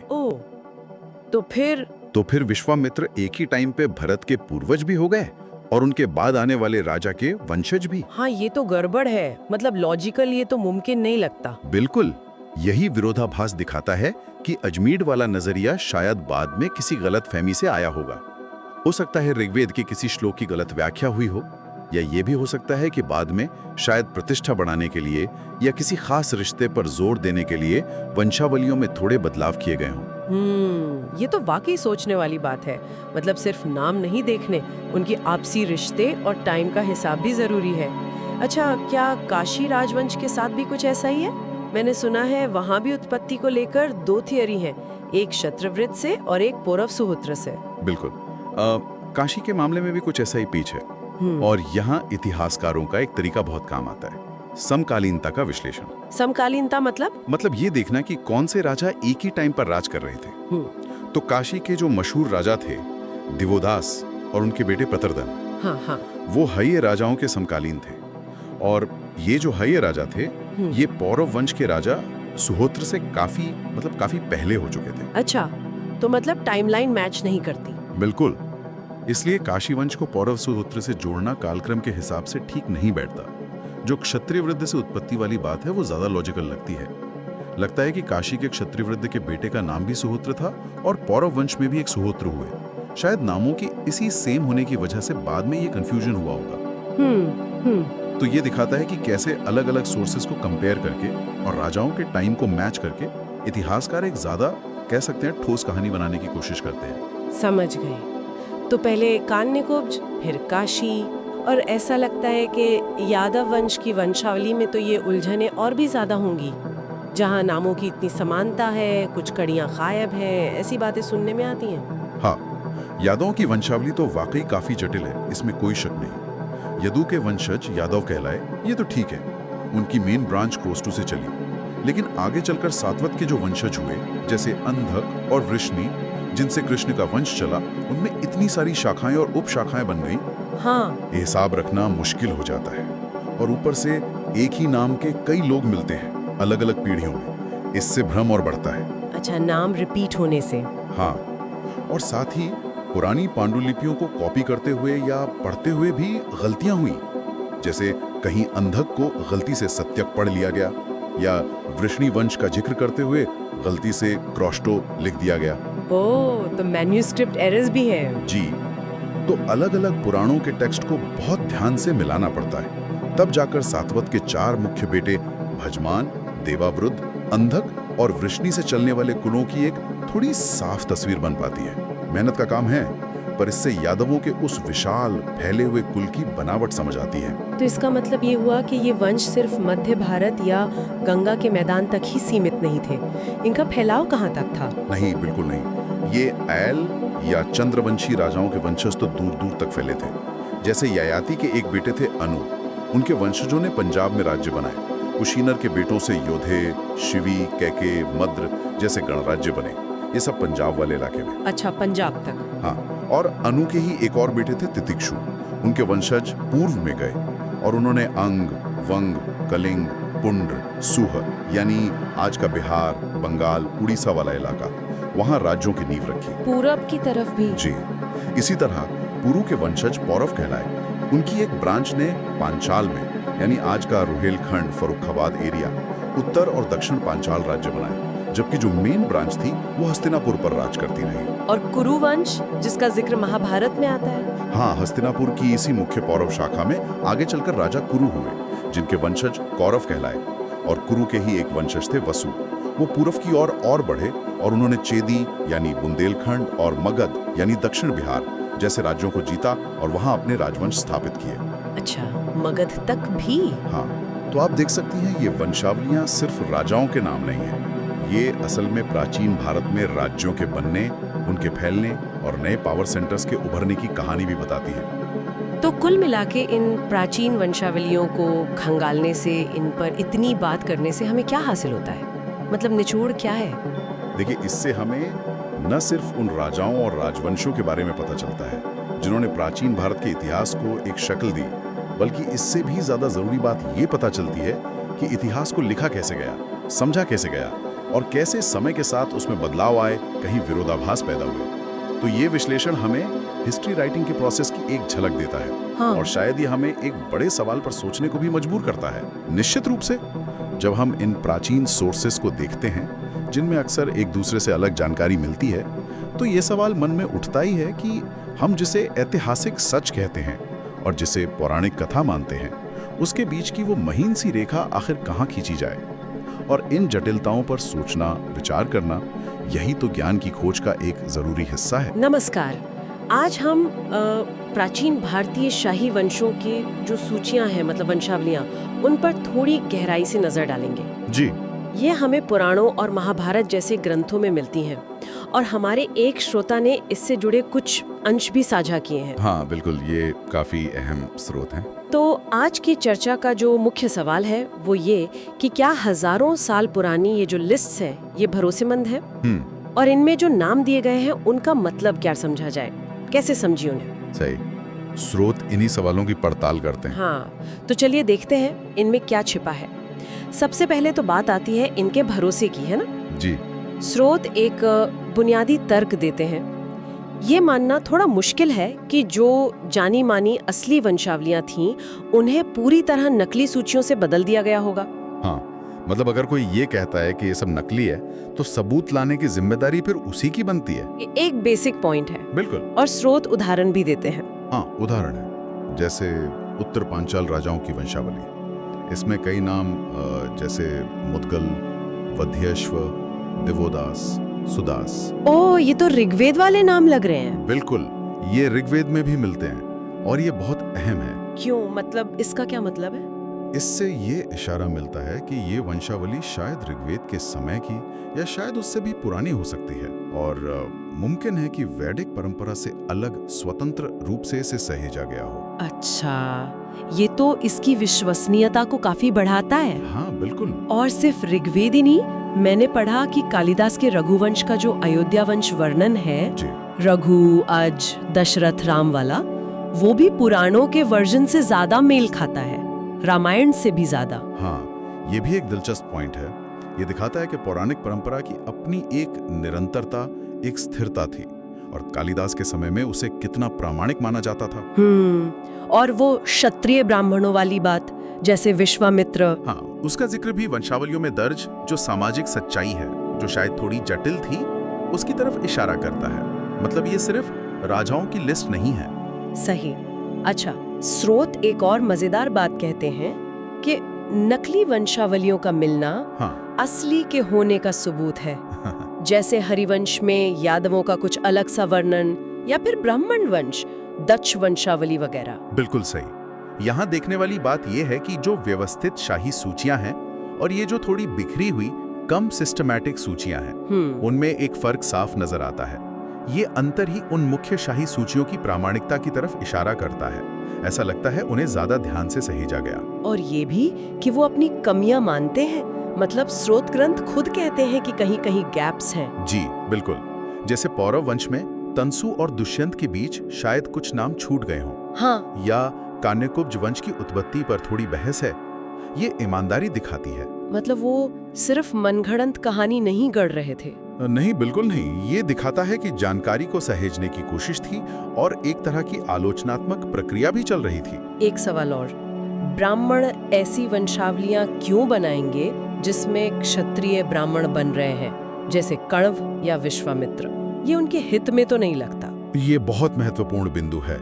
इससे इस विचार को काफी बल मिलता है कि शायद इन वंशावलियों का जो मूल स्रोत है वो क्षत्रिय परंपराएं ही रही हों। अच्छा। जिन्हें बाद में ब्राह्मणों ने पुराणों वगैरह में शामिल किया, भले ही कुछ बातें उनके अपने स्थापित विचारों से पूरी तरह मेल ना खाती हों। दिलचस्प। और आखिर में विश्वसनीयता पर वो एल वंश वाली बात, चंद्रवंश की शाखा। हाँ, स्रोत बताते हैं कि कैसे ये वंशावलियां एल वंश के फैलाव को दिखाती हैं, और ये पैटर्न उत्तर भारत में आर्य विस्तार के पैटर्न से मेल खाता है। भले ही वंशावलियां सीधे सीधे जीत का ब्यौरा न दें। हाँ, भले ही न दें।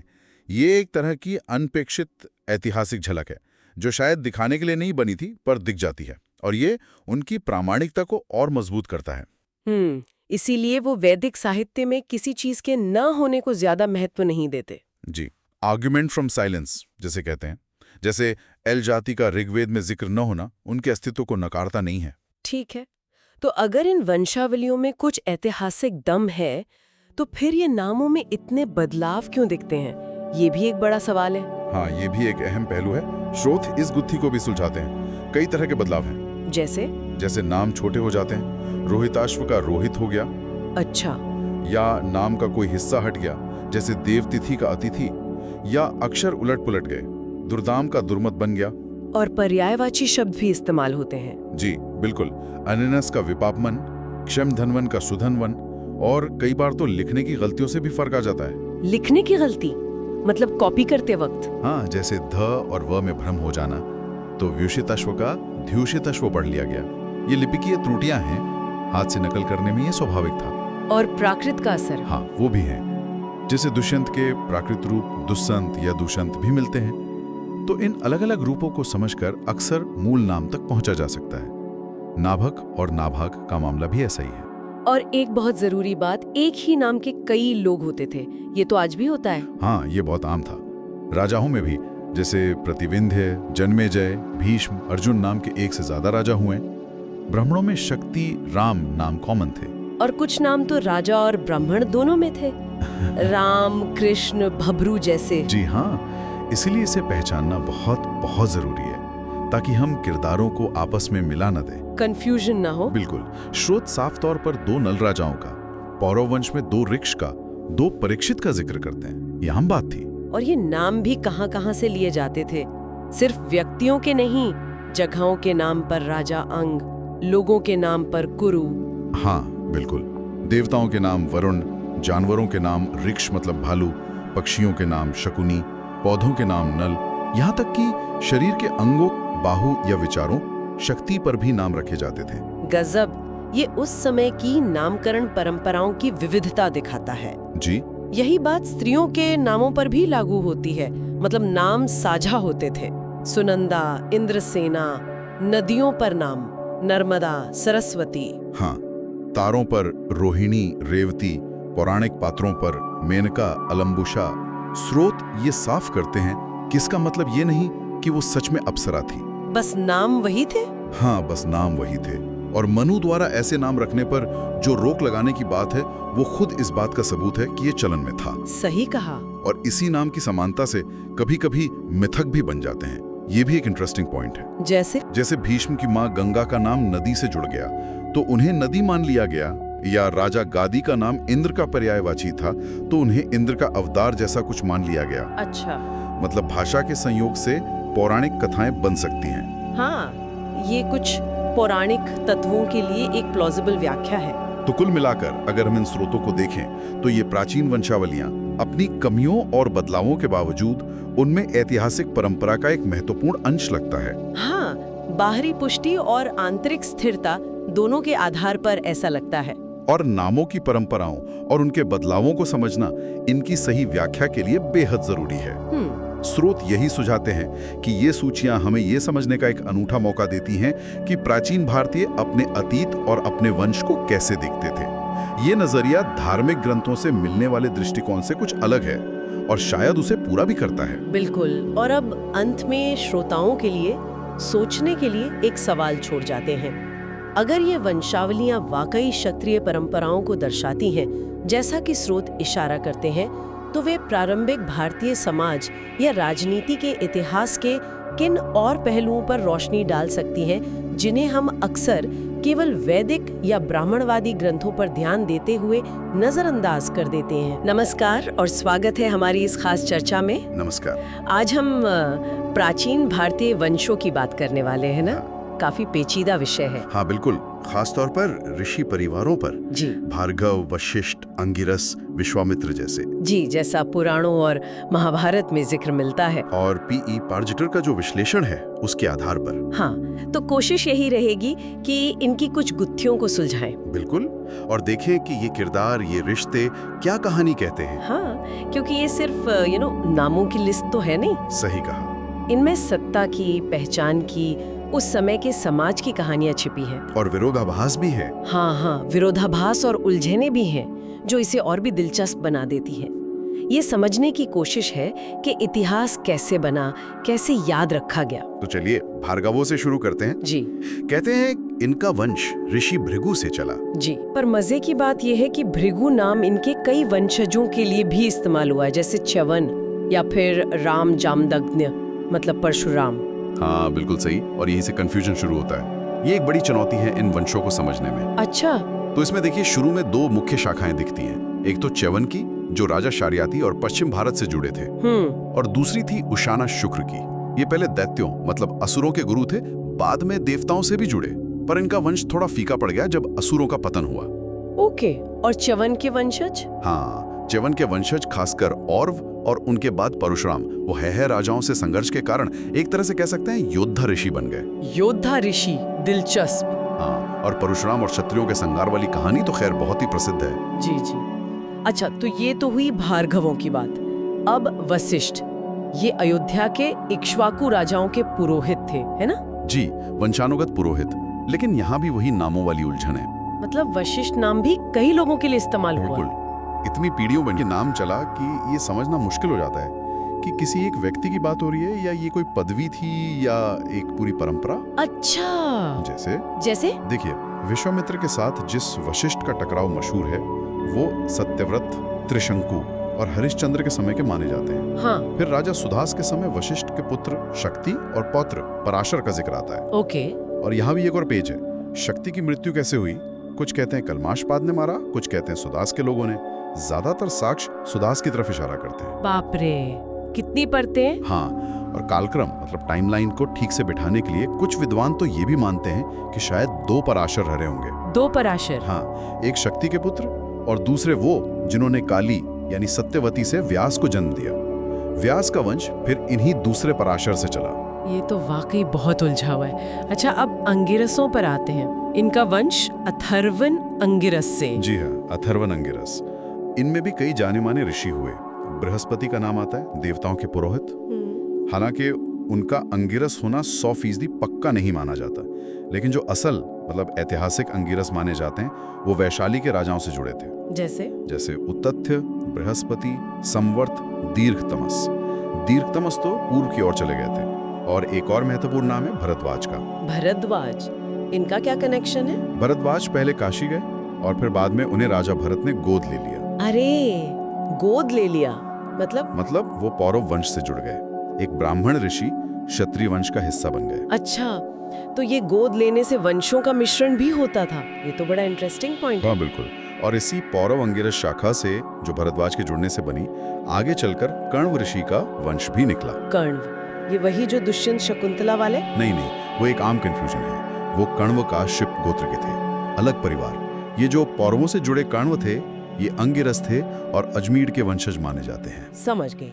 ठीक है, अब आते हैं विश्वामित्र पर। इनकी कहानी तो बहुत नाटकीय है। एक राजा जो तपस्या करके ऋषि बन गया। हाँ, बिल्कुल। राजा विश्वामित्र पहले क्षत्रिय थे, लेकिन वशिष्ठ से उनकी जो प्रतिद्वंदिता हुई उसके बाद उन्होंने घोर तपस्या की और ब्राह्मणत्व प्राप्त किया। तो क्या ये अकेला ऐसा ब्राह्मण परिवार है जिसकी स्थापना एक क्षत्रिय ने की? हाँ, माना जाता है कि कौशिक गोत्र जो विश्वामित्र का गोत्र है वो क्षत्रिय द्वारा स्थापित एकमात्र प्रमुख ब्राह्मण परिवार है। और उन्होंने किसी को गोद भी लिया था शायद? जी, उन्होंने भार्गव वंश के शुनह शेप को गोद लिया था और उनका नाम देवरात रखा। ये भी वंशों के मिश्रण का एक उदाहरण है। और क्या वशिष्ठ की तरह विश्वामित्र नाम भी बाद में कई लोगों के लिए इस्तेमाल हुआ? हाँ, बिल्कुल। समय के साथ कई विश्वामित्र हुए जिन्हें अक्सर एक ही समझ लिया जाता है। जैसे एक महत्वपूर्ण विश्वामित्र राजा सुदास से भी जुड़े थे। ये जो बार बार हो रहा है क्षत्रिय से ब्राह्मण बनना या ब्राह्मण का क्षत्रिय वंश में गोद लिया जाना, क्या ये कोई खास पैटर्न था? ये एक बहुत ही रोचक चीज है। इसे क्षत्रोपेता द्विजातयः कहा गया है। क्षत्रोपेता द्विजातयः, इसका क्या मतलब है? मतलब क्षत्रिय गुणों वाले ब्राह्मण। ये मूल रूप से शाही वंशों की शाखाएं थी जो किसी कारण से ब्राह्मण बन गई, लेकिन कभी कभी अपना क्षत्रिय दर्जा भी बनाए रखती थी। एक तरह का मिलाजुला स्टेटस। अच्छा, जैसे सूर्यवंश में विष्णुवृद्ध और हरित हुए, जो बाद में अंगिरसों में गिने जाने लगे। रथितर भी अंगिरसों में शामिल हुए। और चंद्रवंश में? क्या बात है। चंद्रवंश में काशी वंश से शौनक और आष्टीशेन थे, और भरत के वंशज मतलब भरद्वाज के गोद लिए जाने के बाद जो शाखा चली उनसे सांकृति, गार्ग्य, काप्य जैसे गोत्र चले जो अंगिरस माने गए। और उत्तर पांचाल वंश से मौदगल्य या मैत्रेय निकले जो भार्गवों में गिने गए। क्या बात है। तो ये दिखाता है कि प्राचीन भारत में पहचान, वर्ण, ये सब शायद उतना कठोर या फिक्स नहीं था जितना हम कई बार सोच लेते हैं। बिल्कुल। ये वंशों का आपस में मिलना, गोद लेना, स्टेटस बदलना, ये सब दिखाता है कि समाज काफी गतिशील था। और यही वजह है कि इन वंशावलियों को समझना इतना मुश्किल भी है और इतना जरूरी भी। तो कुल मिलाकर इन स्रोतों से यही पता चलता है कि प्राचीन वंश कितने जटिल थे। हाँ, पुरोहित और शाही वंशों का घुलना मिलना, एक ही नाम का बार बार आना, पौराणिक कथाएं, इन सब के बीच से ऐतिहासिक सच को निकालना एक बड़ी चुनौती है। और श्रोताओं के लिए एक सोचने वाली बात शायद यह हो सकती है कि इन उलझी हुई वंशावलियों को और परशुराम या विश्वामित्र जैसे किरदारों को समझना, ये प्राचीन भारतीय समाज की संरचना और इन कहानियों के असली मतलब पर हमारी सोच को कैसे बदल सकता है। बिल्कुल, ये सवाल सोचने लायक है। चलिए तो आज की इस गहरी चर्चा को यहीं विराम देते हैं। अगली बार फिर मिलेंगे ऐसी ही किसी और खोज के साथ। नमस्कार। आज हम कुछ बहुत पुराने पारंपरिक भारतीय स्रोतों में गोता लगा रहे हैं। इनमें राजाओं के वंशों, आर्यों की कहानी और पुराने भारत के समाज के बारे में काफी दिलचस्प बातें छिपी हुई हैं। और ये शायद हमने सुनी हुई बातों से काफी अलग हैं। हाँ, बिल्कुल। अक्सर जो धारणाएं चलती हैं, ये पारंपरिक कथाएं उनसे हटकर भारत के शुरुआती इतिहास की दूसरी ही तस्वीर पेश करती हैं। तो चलिए खोलते हैं इन पुरानी परतों को। हम 3 खास बातों पर गौर करेंगे। पहला, प्राचीन भारत के वो 3 मूल वंश कौन से थे जिनके बारे में ये कथाएं बताती हैं। दूसरा, आर्यों की शुरुआत और उनके फैलाव पर इन स्रोतों का नजरिया क्या है, और ये वाकई चौंकाने वाला हो सकता है। सही। और तीसरा, ब्राह्मण परंपरा और वेदों की जड़ें कहाँ बताई गई हैं। ये सारी बातें पुराणों और दूसरे पारंपरिक इतिहास के ग्रंथों से ली गई हैं। जी, तो इन प्राचीन स्रोतों के मुताबिक भारत में शुरुआत में 3 मुख्य वंश या कुल थे। मानव, जिनका नाता सूर्य से और राजा मनु से था। दूसरे एल, जो चंद्र से जुड़े थे, और राजा पुरुरवा एल से निकले। और तीसरे थे सौद्युम्न। शुरू में अयोध्या और विदेह जैसे इलाकों में, पूर्वी यूपी और बिहार वाले इलाकों में मानव वंश का काफी असर था। हाँ, और एल वंश का केंद्र था प्रतिष्ठान, जो आज के प्रयागराज के पास है। अच्छा। और सौद्युम्न पूरब की तरफ, शायद और भी पूर्व में। हाँ, और दिलचस्प ये है कि इन तीनों की शुरुआत को जोड़ने के लिए पौराणिक कथाओं का एक तरह का ताना बाना बुना गया है। एक करने की कोशिश। हाँ, ऐसा लगता है कि ये उस समय की अलग अलग बड़ी जातियों या समूहों को एक सूत्र में पिरोने की एक तरह की कोशिश थी। समझ गया। तो आगे बढ़ते हैं एल वंश की तरफ, जिन्हें बाद में आर्यों से जोड़ा गया। ये कथाएं बताती हैं कि एल लोग प्रतिष्ठान से फैले, हाँ, वही प्रयागराज के पास से, और धीरे धीरे उत्तर भारत के बड़े हिस्से पर छा गए, जिसे मध्य देश कहा गया, गंगा के मैदानी इलाके। जी, भाषाई सबूत भी कुछ इसी तरफ इशारा करते हैं, लेकिन यहाँ कहानी एक बड़ा मोड़ लेती है। एल या आर्य पश्चिमोत्तर से, यानी अफगानिस्तान या उस तरफ से भारत आए थे। ये तो बहुत बड़ी बात है।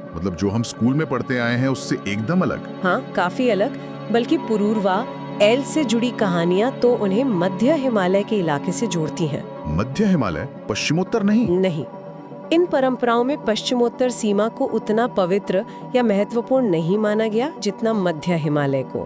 और इससे भी ज्यादा हैरान करने वाली बात क्या?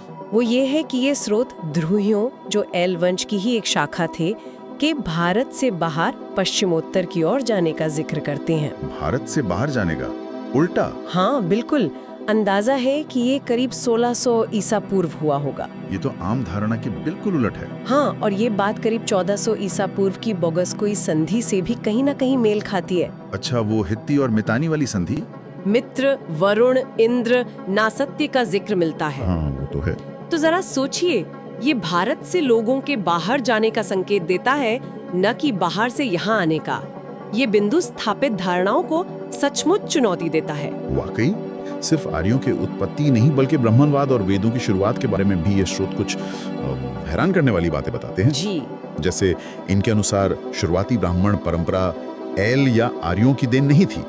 सबसे पुराने ब्राह्मण परिवार वशिष्ठ, भार्गव, अंगिरस, आत्रेय वगैरह, हाँ, जो बड़े ऋषि माने जाते हैं, मानव वंश या फिर दैत्यों और दानवों से जुड़े बताए जाते हैं, न कि शुरुआती एल राजाओं से। हाँ, दैत्यों और दानवों को बाद की कथाओं में अक्सर शक्तिशाली, कभी-कभी देवताओं के विरोधी समूहों के तौर पर दिखाया गया है। सही कहा। बल्कि कुछ शुरुआती एल राजाओं जैसे पुरुरुवा और नहुष के बारे में तो कहा गया कि वो ब्राह्मणों से बैर रखते थे या उनके विरोधी थे।